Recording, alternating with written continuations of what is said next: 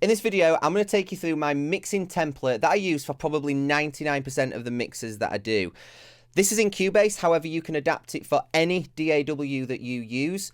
And also, you can either copy this exactly as I'm doing, or you can do what I recommend, and that's to use it as a starting point, but then figure out what you like, what you don't like, and what suits your needs the best. This template is perfect for rock and country music, which is pretty much all I do, but it'll also work for pop music and most other genres as well. So let's dive in and take a look. Okay, so the first thing that you see is my mix bus.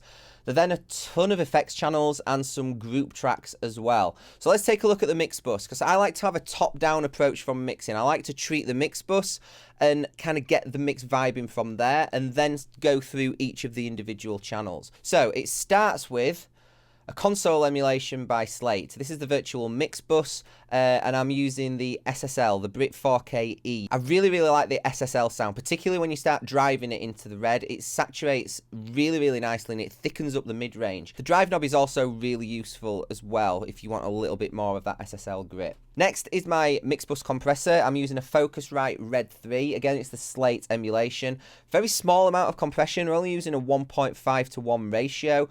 Probably knocking around 3 to 5 dB of gain reduction. And then again, what I like about the Slate emulation is that you've got this drive knob here, which emulates the output transformer. On the hardware unit, you would have to drive the gain through those output transformers to get that sort of grit and saturation, but Slate have just put it on its own dial here, which is really useful. Next, we have a little bit of EQ. I'm a big fan of API EQ. I'm adding a little bit of 10K, a little bit of 100. Sometimes I'll pull a second EQ in if I feel like it needs it. Sometimes I might add a little bit of 200, maybe a touch of 400 if it needs it. We're only talking tiny amounts though. But this just helps the track after the compressor. Sometimes when you compress, it can take away a little bit of that low end. So I'm just adding that back here. We then have the tape machine. I really like the Slate VTM. This is on a 1/2-inch 2-track tape emulation, 15 IPS speed, and then it's on this FG456 tape type, which I just really like the sound of it. It just gives that classic sort of tape sound. One thing I am doing though is taking all of the noise reduction off. One thing that sucks about tape is the noise, so we'll get rid of that. I'm also dropping the bass alignment down as well. 15 IPS does tend to give a bit of a bump in the bass, so I'm just leveling that out a little bit with the bass alignment, just taking it down about 3 dB. The only other thing I've got is then a limiter. Sometimes I'll engage the limiter when I'm getting to the end of the mix, just to kind of see how it's going to sound when it goes to mastering. Just to make sure that there's nothing weird happening once we start pushing the mix into a limiter. I also put the limiter on when I'm sending the mix out to clients as well. I'm not doing a ton of limiting, just getting it up to a competitive loudness so that clients can evaluate the mix. So that's just there if I need it. So that's the mix bus. The next thing we have is a load of FX channels. Now these are a series of delays and reverbs. I've got a bunch of different delays and a bunch of different reverbs, mainly because I like to have a palette of different sounds that I can just pull from. I won't use all of them every single mix, but most of the time I'm using most, if not all of them, and they're just there, already set, already routed, that I can route tracks to if I need it. So the first bunch of delays tend to be what I use on vocals. So the first is a slap.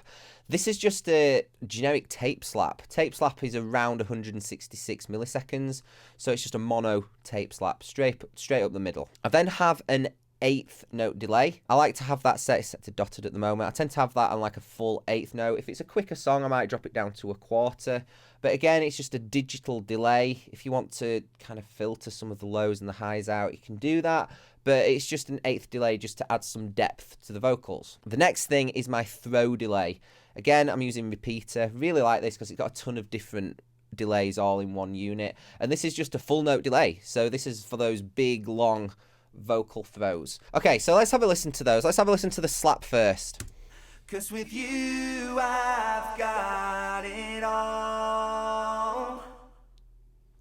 You make me feel reborn.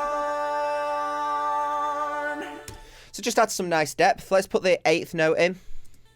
And I know that we're gonna be alright this time. To say the words that you are mine. Together with the slap. And I will hold You can see how it's just starting to add some nice texture and 3D-ness. Let's see if the throw delay works there.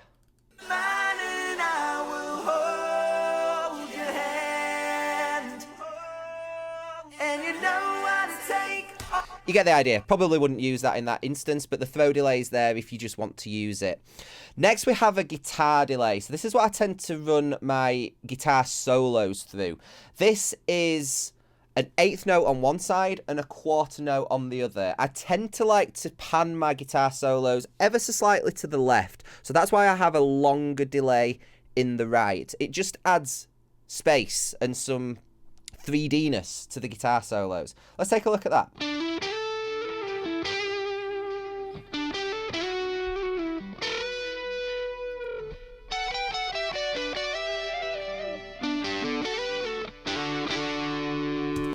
So that's great. I really like the sound of that for guitar solos. Next, we have a crowd delay. Now, this is something that I kind of stole from Chris Lord-Alge, CLA. He's one of my mixing heroes. And it's the Space Station Ursa Major. It's a really unique unit, this, and Audiority do a nice plugin. These settings I literally stole from CLA. I watched Mix with the Masters and saw that he was using this with these settings. So I thought I'd try it out, and it sounds great. I really, really like it. So essentially, this is just a lot of really short burst delays, and it creates kind of like a crowd effect. I like to use it on things like acoustic guitars and pianos. I've even put it on vocals and stuff like that. It just adds space to those tracks. Let's take a listen. Let's put some acoustic guitars in.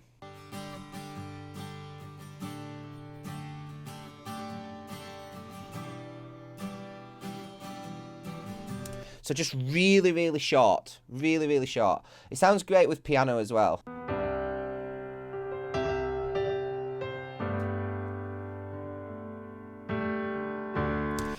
So we're really well covered there with delays. We've got the slap. So we're really well covered there with delays. We've got the mono slap, the eighth note delay, we've got the throw, and we've got one that we can use for guitars, and then the really short crowd delay. Similar story with the reverbs. We've just got a selection of different flavors that we can use as and when we need to. Now, the first one is a 480 plate. This is my go-to for vocals. I'm using Verb Suite. I love Verb Suite from Slate because, again, it's just got so many reverb units all in one box. It's just super useful. I like a decay time of around 2 seconds, but my trick here is to have a really long pre-delay.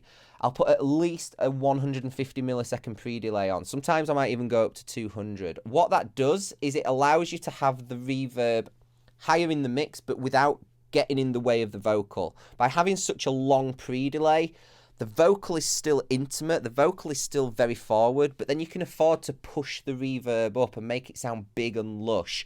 If you don't have a pre-delay, or you have a very short one, the reverb comes in too soon and it just clouds the vocal and just makes it all sound a little bit mushy. So I like to have a big, long pre-delay. You make me feel reborn,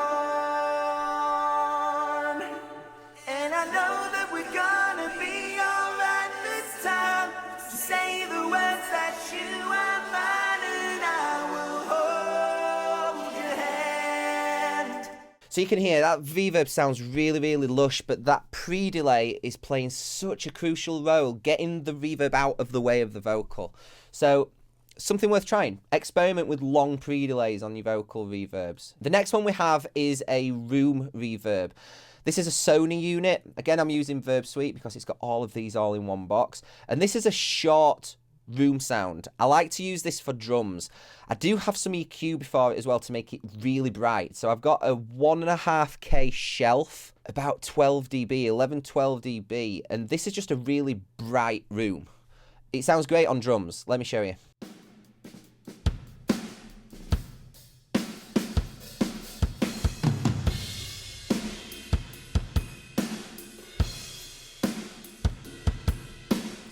Nothing too long. If it's too long, it's going to get in the way. It's going to make things sound cloudy and mushy. We want to hear the reverb from the snare, but then we want it to get out of the way. We don't want it ringing on for ages. Now, another one that's similar to that is the RMX, which is all the way down here. This is my classic gated reverb. Again, Verb Suite, but they've got this FG16X, which is emulating the RMX. It's a non-linear reverb, and again, it's a short decay time, but it is that gated reverb sound. So again, I like to use this on drums. Let's take a listen.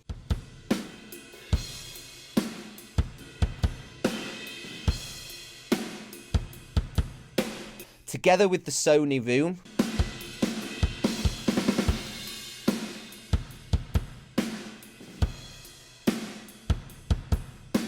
just add some size and space to the drums just to make them really come alive. The next one I have is a Bricasti M7 emulation.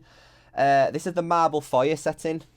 This is just a different flavour. The Marble Foyer has quite a lot of warmth to it, which is contrast to the bright room that I've just shown you. So this is it's just a different flavour.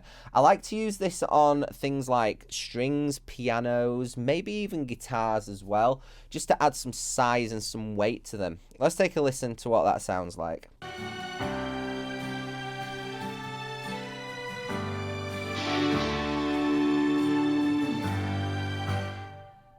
So there's a couple of guitars in there, the strings are on there, and the piano's on there. It's a fairly short reverb time, because again, we don't want the reverb just taking up too much space and going on for too long. We want to hear it and then for it to get out of the way. But you can hear that that one is much warmer and less bright than the Sony and the non-linear RMX. The next one I'm not actually using on this track, but this is a plate that I like to run percussion through. So if you have things like shakers, tambourines, maybe even loops, I really like the sound of this percussion plate.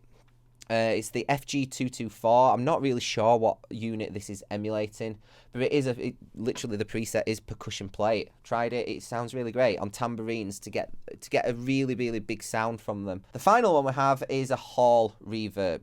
That's pretty much the only one that we haven't talked about yet. It's just a different flavour. Again, this sounds really good on guitars. It sounds really good on strings and piano. We're not talking about a huge decay time, just over a second.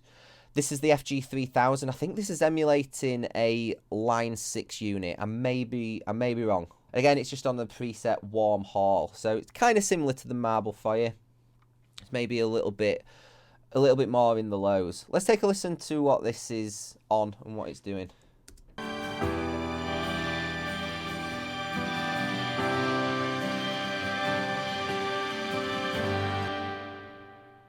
It's actually a little bit brighter than the Marble Foyer, but both of those together on pianos can just work really well. So that's the FX channels. The next thing we have set up are groups. Now the first one is a drum group. All of my drums go through that. There's nothing on it. That is literally just there as a fader. So if I want to boost the drums in the chorus, for example, they're all there on one fader. Rather than having to go through 12, 15, 18 tracks of individual drums just to turn them up half a dB for the chorus, they're all routed here. So I can just automate this. I can automate that fader. The next one is my parallel drum crusher. On here, we've got a couple of things. We've got some EQ and we've got some compression. This is doing a huge amount of compression, and we're also adding some top and some bottom EQ. What I will then do is automate this track to come up and down as needed in the track. It brings some really big snap out of the kick and snare, and it just makes the drums almost lurch out of the speakers. So let's take a listen to what that crusher track sounds like.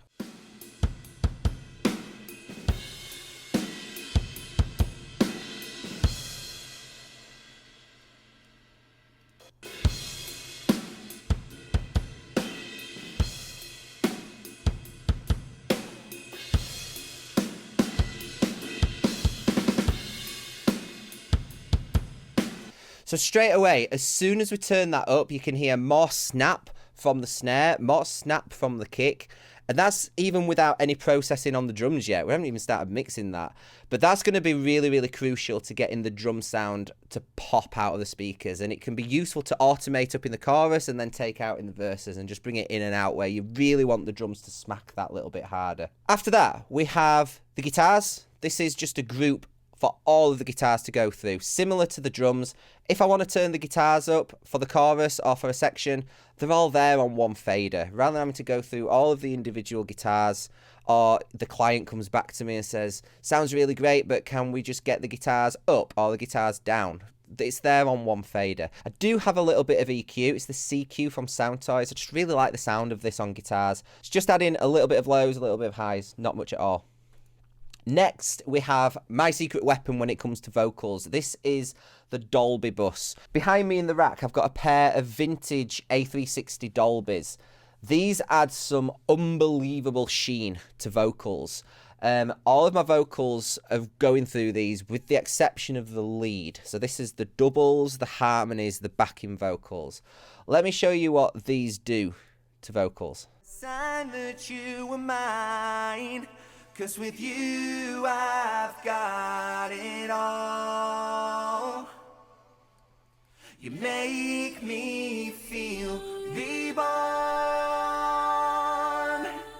And I know that we're gonna be alright this time. Just say the words. Listen to how dark those vocals sound when the Dolby's all the way down. So listen, I'll push them up in a second. That you are mine and I will hold your hand. I really like the sound of those. They just add so much top to vocals, but without getting sibilant. There really is some magic going on in those units. If you want a plugin version, Slate have just released one. I haven't had much time to play around with it. It seems okay on the face of it. I'm not aware of any other convincing plugins of these Dolbys as of yet. But I know Slate stuff is usually really, really good. The final thing we have is the vocal bus. All of my vocals, with the exception of the lead vocals going through that. Doubles, harmonies, backing vocals. Similarly, if I just want to bring the vocals up in the chorus, I can do it on one fader. But also, I have this plugin here by Soundtoys, which is called Microshift. This adds some thickness to the doubles and to the backing vocals. It adds some kind of chorusing. And some tuning stuff. It kind of detunes them so that the sound really, really wide. I don't like to use widener plugins too much because in my experience that just fucks with the phase. But this is a really cool way to get that spread on the vocals without messing with the phase too much. Now at this point, if you are a musician, a songwriter, an artist in a band, for example, it's likely one of the biggest things that you have struggled with is monetizing your music. The landscape has changed dramatically over the last 5, 10, 20 years for making money from music, and what used to work back then absolutely does not work now. And the reason that many artists and musicians struggle is because they're stuck thinking about those old ways that just don't work anymore. In order to be successful and for music to be a full-time thing, then it's very likely that you're going to have multiple streams of income coming from lots of different places. Now, to help with that, I created the music monetization checklist. This goes through lots of different ways that artists are making money from music right now. Not 5 years ago, right now. These are tried and true methods that artists are actually using to do this. The music monetization checklist is completely free, and the link is in the description below. Go check it out.